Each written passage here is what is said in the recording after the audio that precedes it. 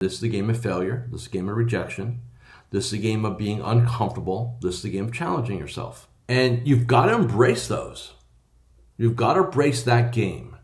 Because a lot of you are playing the wrong game, and this is why you're not achieving. This is why you're not getting to where you need to go. Hi, this is Coach Joe Lucas, and welcome to the Magellan Network Show. My goal inside of this communication, this show, is to share with you my nearly 30 years of coaching some of the most successful financial advisors in North America. We're going to be talking about strategies, syntaxes. We're going to bring guests on from time to time, and I'm going to share with you what's working now. So think of this show as sort of like a little one-on-one kind of mini coaching cast, if you like, where we're going to be going in depth from time to time on strategies to help you grow your business, get more effective, become more efficient, find balance in your time management, grow your business, and quite frankly, whatever else is going on in the world today. So before we get to today's episode, I'd love for you to do a couple things for me. Number one, make sure that if you're watching this on YouTube, that you subscribe to our YouTube channel. If you're doing the audio, make sure that you give us a review on whether it's Spotify or Apple. We'd really appreciate that. And quite frankly, that does help. It does matter when you rate things and like things and subscribe to things. It helps us get the word out to more of the industry. And lastly, I have a very special gift for you. Go to MagellanNetwork.net, so one word, MagellanNetwork.net, and I have for you a complimentary membership, 100% gratis, where you can tap into about between 50 and 75 hours of masterclasses, forms, tools, templates, and strategies. So please go ahead and make sure you go ahead and get that claimed. Smash the like button and subscribe. And please go ahead and leave us a review on whatever podcasting platform you're on. And now, let's get to this week's episode. Hi, it's your Coach Joe Lucas, and welcome to this episode of the Magellan Network Show. As we quickly exit Q1 of 2025, this episode, it's been on my mind for a while, and I'm really going to dedicate it to younger advisors, those that are maybe 5 years and less in the business. And now with that said, if you've been at this game like I have for 31 years plus or anywhere in between, you're still going to find value in this episode. So don't just dismiss this because you don't fit the profile. I was asked this question recently in a podcast interview. What does it take to be successful as an advisor? And, I looked at that one of two ways. Let's list all the things that one has to do, and then you can also list all the things one needs not do, right? And you kind of come up with a formula. So I thought today would be a good time to just maybe grab a couple of them. I don't want to turn this into a 2-hour masterclass. And just kind of go over, what the game really is. And I think this is really important. So the first factor in success as an advisor is to understand what the game of it being an advisor truly is. Because I think a lot of times advisors, and again, whether you're doing the game or been at this for decades, I don't think it really matters. I think if you're played by the wrong set of rules, right, you will not win. And so what is the game here? So first off, here's what it's not. It's not just about financial planning. It's not just about asset management. It's not just about getting designations. It's not just about getting licensing. Those are what we call automatic. And just because you can check those boxes, just because you know how to build portfolios or know how to do financial planning or know how to get your Series 7 or 63, 65, 66, life and health, all that jazz, doesn't mean you're going to be successful. What it means is you're really good and you're smart, which is great, right? But that's not the defining factor in this game. And I've said this for many decades, which is this is the ultimate personal development business. Now, why do I say that? Because your income, your level of success will be directly tied to how you develop yourself. Now, what does that mean? The way I look at it in my career, I would look at it probably in a couple different areas. Area number one is how do you, the advisor, feel about failure? And a lot of advisors, young and old, I'll use that term, still try not to fail. And the reality is that you will never succeed unless you fail. And yes, there are strategies to mitigate it. And yes, you can get good at minimizing it. But could you ever eliminate failure? The answer is no. I still fail. 31 years in this game. Do I get every prospect? No. Do I put offers out there and get rejected? Yes. So guess what? Failure is part of the equation. And I think a lot of times we get caught up in it. And so the question then becomes, why does an advisor get so caught up in avoiding failure? Because number one, they've never defined it properly. They think failure is a bad thing. And really what failure is just not a win. It just, you didn't get a result. But you learned something, right? We always learn more from our failures than our successes, right? There's an old saying about that, and it's so true. So as long as you're learning along the way, it's not really true failure. And the other reason why I think advisors are kind of avoid failure is that they get what I call scarcity mode, which is, oh my God, I have 3 prospects. I can't screw any of them up. This is my entire pipeline. And you get into this conundrum of, kind of the comfort, I call it the security blanket, right? Which is you have all these people that might do business with you, but might not, but you never really asked them. And the reason why you didn't really ask them is because you're afraid if they said no, then they're off the board, and I don't have that many people on the board, and away we go. And meanwhile, you had 10 people in your pipeline, and 7 people said no to you, but 3 say yes. Which was more important to you? The 7 that say no or the 3 that say yes, all right? But it's amazing because of our innate need as human beings to avoid pain, we will not find the 3 because we have to go through 7 to get them. Does that make sense? So I think the first order is understand the game. The game's not just about licensing designations. It's really about understanding that you're in a failure game. You're in a failure business. Okay? Super, super important. And the sooner you come to grips with that, embrace that, the faster you'll grow. Because you will now become immune to not getting the outcome that you want. And like I said, for 31 years, I still don't get everything I want, right? But I know how to play. What else is about the game? The game is also about being uncomfortable / being in slight pain. And all progress is a byproduct of uncomfortableness / pain. Now, what do I mean by that? If you think about it from a physical standpoint, right, you want to get fit, you want to get in shape, so what do? Maybe you lift weights, you run, you stretch, or all those comfortable things. When you're lifting weights, you're breaking down muscle. When you stretch, you're breaking down and slightly tearing muscles, right, to elongate them. Are those comfortable acts? No. Could they be slightly painful? Yes. And I think that if we're trying to understand evolution and just look at nature, we're not going to spend a lot of time on it, but I think the caterpillar, the butterfly, right? I can't believe if you're a caterpillar, I can't believe that's a comfortable process, right? I mean, all the things that you think about in nature, the evolution, it's all uncomfortable. And if you're trying to be comfortable, right? And here's what it sounds like, by the way. Oh man, early in your game, oh man, if I can just get to $10,000 a month, then I'd be good. I'd be comfortable, right?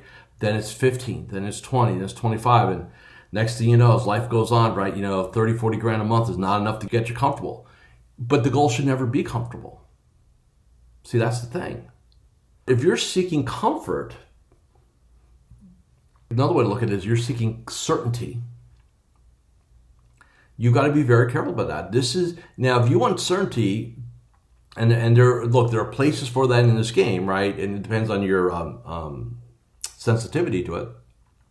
The more uncertain you're willing to become, the more entrepreneurial you are, the more risk you're able to take, the more you can create. If you're very risk averse, you're probably going to be a W-2 advisor. There's nothing wrong with that, by the way.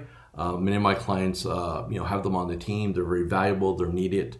So, and you can have a great career in this game, making 6 figures as a team advisor. There's nothing wrong with that. In fact, if you're really, really good, you could probably make more money than some lawyers. If I only take it back, most lawyers, doctors, and it's definitely CPAs, right? So it's still a very, very good gig.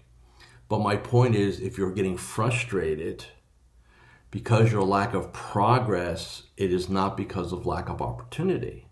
fact, every study that I've seen, every research piece that I've read, here we are exiting Q1 of 2025, is that over the next 5 years, so let's say Q1 of 2030, we're going to have the fattest part and the largest part of the boomers retiring. We are going to have a equivalent percentage of business owners selling their businesses, whether that's to internal, the children, an outside buyer. Bottom line is there'll be a liquidity event.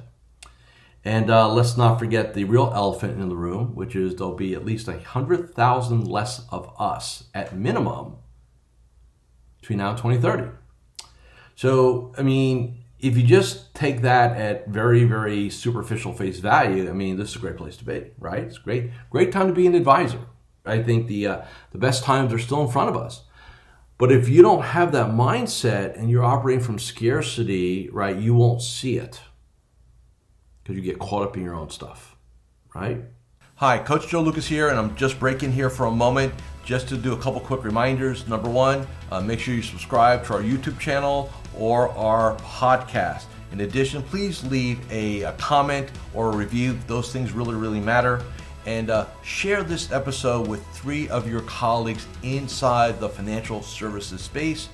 And lastly, make sure that you go ahead and claim your free membership inside of Magellan Network. Now back to this week's episode.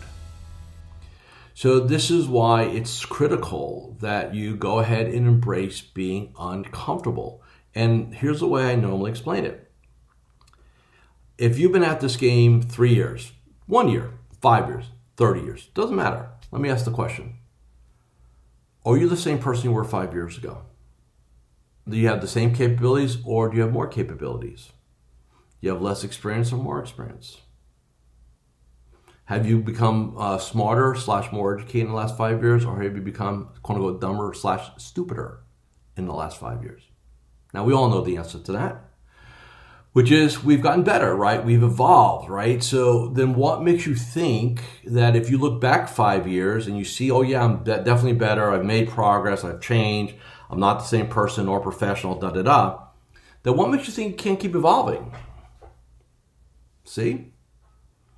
You know, I spoke to a client very recently, and he has these very large goals, and it freaks him out because, his whole thing is, I've got these big goals, but I can't figure out how I'm going to get them done.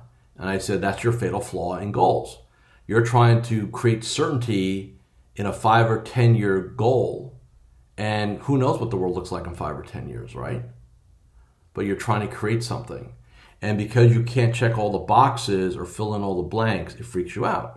This is a high certainty driven person trying to create certainty in a 10-year window. It's a fool's game. You can't do it, right? You could attempt it, but you really can't pull it off because too many variables. So if you ask me, well, Joe, how do you handle your 10-year goals? I go, here's the 10-year goal. Here's why it's a must for me. I get clear on who I'm going to become. I don't know how it's going to happen. I don't know yet. It's 10 years, right? But here's what I do have. An absolute belief and certainty that I will figure it out because I will become the person that will be able to figure it out. Here's something to always remember. The current version of you will not solve future problems. Let me say that again. The current version of you is not capable of solving future problems. Just like the 5-year version of you in the past would not be able to solve what you're dealing with today because you increase capabilities. And that's just one of my core beliefs, right? That I will become the version of me that I need to become when I need it to solve the problems that I'm going to have. And when I say problems, to sort of on the same page, problems are on, the brain thinks of them as problems to solve, like puzzles, right? I could have a problem of how am I going to 10x my business in 10 years? How am I going to quadruple my client base? The brain thinks of those as problems, okay? And so it tries to problem solve, right? That's a positive. No, problems don't have to be negative. There's problems of scarcity and problems of abundance. And we're talking about the abundance side, just so we're on the same page. But if you're not thinking this way, if you think, the biggest problem you have, I've got a marketing problem, or I need another designation, or I've got to get smarter. I'm not saying those things are not factors, or they're pieces of a puzzle. But do not assume or do not think for one moment those are the big pieces. They're not. They're not. They're complementary pieces, not the main piece. Okay? Your main piece is, number one, understand the game. And this is the game of failure. This is the game of rejection.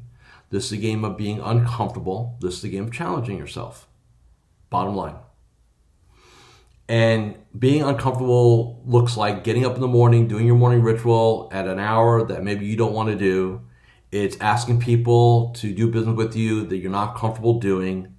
It's having conversations with clients that are not doing what's in their best interest, and you got to go ahead and do that. I mean, in this game, every day there's opportunities to have uncomfortable conversations. There just is.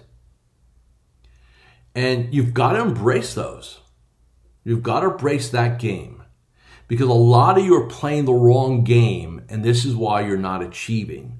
This is why you're not getting to where you need to go. So what else do we need to do? Ultimately, at the end of the day, it comes down to identity. So if you say to yourself, oh, yeah, I'm a really good advisor, I'm just not a good salesperson. Fine, don't be a good salesperson. In fact, I can make the argument salespeople do terrible in this game now. Why? Because we don't normally have a stock we're selling, an IPO or a bond, or, hey, I've got some allocation of something, let's open up an account on the phone. I mean, those days are pretty much dead and gone. Here's what you need to identify as. You better identify as a leader. You better identify as an influencer. You better identify as a persuader, right? You better identify as a coach. Because ultimately, that's what gets it done. That's the bottom line. I don't need you. If you think about, hey, what's a salesperson? It's somebody who's very presentation oriented. Somebody who probably talks a lot, right? That's the exact opposite thing we want to do as an advisor. We want to ask great questions.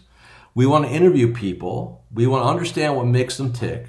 We want to use that knowledge to influence and persuade them ethically and honestly to produce a result that's in their best interest. And because it's in their best interest, as a byproduct, it is in our best interest, right? I mean, that's influence 101 in this game, which I teach. It's not about teaching presentation skills. In fact, I have a saying, I hate pitch books and so should you, right? Why? Because pitch books make you talk too much. It's all about you. Like, your pitch book is going to win the day with a prospect. Please, save me. Okay?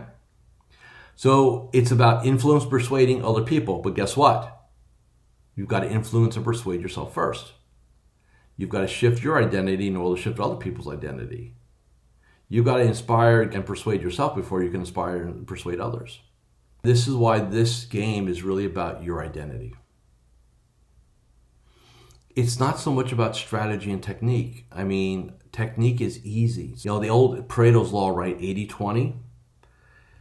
Success in this game is 80% mindset identity, 20% system strategies. But it's a hell of a lot easier to stroke a check and buy systems. It's a hell of a lot easier to stroke a check and buy strategies. It's a lot harder to change who you are. But here's a good part about that. When I say harder, it just means you can't buy it. You got to do it. Now, this is what I've done for 31 years. I've watched advisors, I've helped advisors. And when I say how, I mean somebody, a couple years in the game, right, in a group model, to advisors who are 20, 25 years in the game, who came into my world. And then I'll give you a quick story without getting into names. 5 years ago, I had an advisor come in, 25 years in the game, and his first statement on our Zoom was, Joe, you can't teach this old dog new tricks. That's what he said to me. And he's referred to me by a really good client. So I'll honor the conversation, right? I said, you really believe that? Because if you believe that, then we don't need to talk, man. Because I teach old dogs new tricks all the time. You know why? The dog's motivated to learn the trick. So talk to me about your level of motivation, man. I want to hear about it, right? And I just challenged him, and he was shocked. Like, he thought I would just kind of fold my tent and kind of go away, and he was kind of doing this as a courtesy too. Fast forward 5 years later, after I would say probably 5 to 10 years of very little growth, right? Now, why? Because he kept trying to do the same thing over and over again. Like, he's the word, this is the year I'm going to, how many of you have said this? This year I'm going to get organized. This year I'm going to get focused. This year I'm going to get serious. This year I'm going to make things happen, right? And here we are getting into soon April, right? Q1's in the books. And for many of you, it's the same story, different day. Guess what? definition of insanity, let's keep doing the same thing over and over again, produces a different result. It does not happen. You need a different dynamic. So fast forward, I ethically persuade him to hire me, even though he didn't want to, quote unquote, spend the money, which was, in retrospect, probably the best investment he ever made in his career. And 5 years later, we've doubled his business, actually more than doubled now, right? He's got a really good game. He's going to play for another 10. And it looks like his son's going to come to business, so we'll have succession.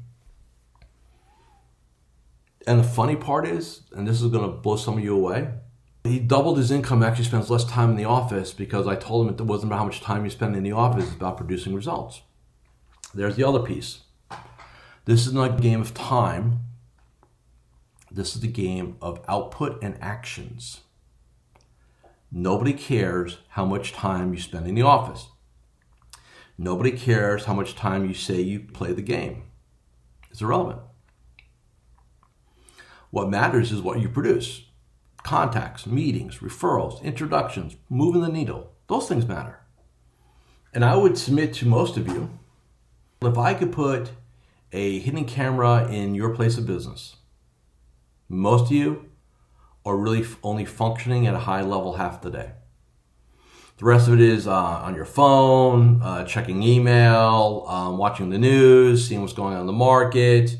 Depending on the time of year, maybe some of you guys are doing your fantasy football, all this other stuff, and you're missing the big point. Like, why are we doing that? Makes no sense, right? So these are just some things that I want you to really take into consideration as, again, whether you're 5 years in the business or less, or really, 35 years in the business. It's never too late. And this is really the message for this episode. It is never too late to make a shift and get your breakthrough. Never too late. I was coaching advisors, again, I'm 31 years. For the first 25, I did really, really good. Grew. I didn't get my real breakthrough to my 25th year. Didn't really start working on my second breakthrough to my 30th year. So I know, and I'll be 61 this year. I got to say that out loud a couple times before I even believe it myself. I'll be 61 this year. I don't think I'm an old dog. I'm still learning new tricks. And I want you to also. All right? So hopefully this helps some of you. Again, if you're younger, don't wait decades to figure this out. If you're decades in the game, it's still time to figure it out. So let's do that. If you want to take advantage of an offer, which I always like to make on these episodes, MagellanNetwork.net, 30 days on me. Just fill out the application and let me help you become the best version of you.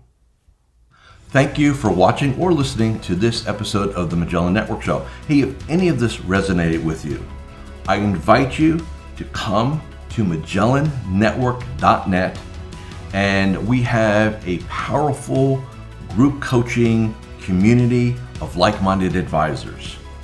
Come in for a trial. You and I will have a one-on-one conversation. Let's see if I can help elevate your game, both personally and professionally.